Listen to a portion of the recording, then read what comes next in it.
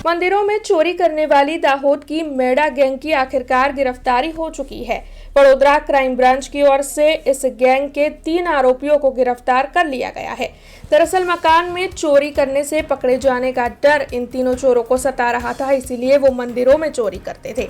Meda gang रात के वक्त मंदिरों में चोरी करने के लिए पहुंचती थी, तब क्राइम ब्रांच की ओर से 3 आरोपियों की गिरफ्तारी कर ली गई है और 22 जितने गुनाहों का भेद खुल गया है। 5 लाख से अधिक की रकम का मुद्दा माल भी रिकवर कर लिया गया है। दाहोद के उमेश मेड़ा, गोविंद मच्छार और अजय मेड़ा की गिरफ्तारी इस मामले में हुई है। दाहोद से सूरत जाते वक्त गोल्डन चौकड़ी से ये तीनों पकड़े गए हैं।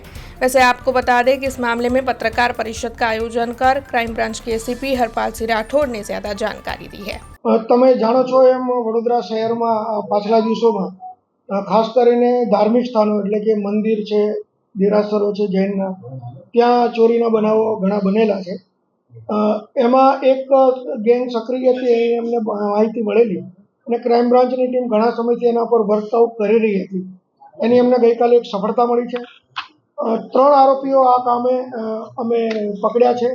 એમાં 2 સગા ભાઈઓ છે, ઉમેશભાઈ બચુભાઈ મેડા અને અજયભાઈ બચુભાઈ મેડા, અને ત્રીજા એના સાગરીત છે ગોવિંદ દલસિંહભાઈ મછાર। આ ત્રણેય દાહોદ જિલ્લાના છે અને તેમની ગઈકાલે અમે ધરપકડ કરી અને પૂછપરછ કરતા ટોટલ 11 ગુના તેઓએ કબૂલેલા છે। એમાં ખાસ કરીને વડોદરા શહેરના નવાપુરા, મકરપુરા અને અટલાદરામાં જે મંદિર ચોરીઓ છે એ છે, સાથે સાથે વડોદરા ગ્રામ્યમાં કરજણ, વરણામાં અને તાલુકા પોલીસ સ્ટેશનનું ભાયલી છે।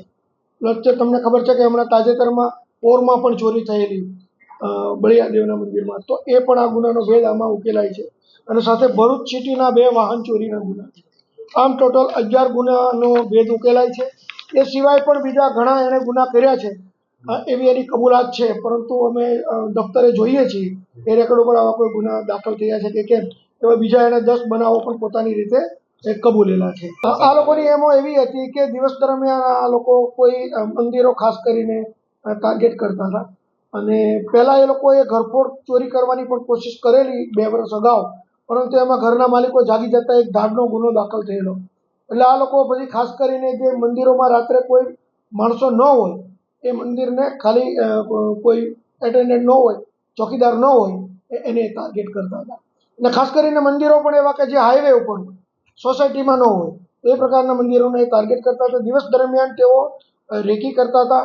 મંદિરમાં જઈને જે દાન પેટી હોય, કારણ કે દાન પેટી લઈ જવાથી એને ઇઝીલી રોકડ રકમ મળી જાય, મુદ્દામાલ મળે તો એને વેચવાની એક પ્રોસિજર એને કરવી પડે પૈસા મેળવવા, તો ખાસ કરીને દાન પેટીને જે ટાર્ગેટ કરતા હતા।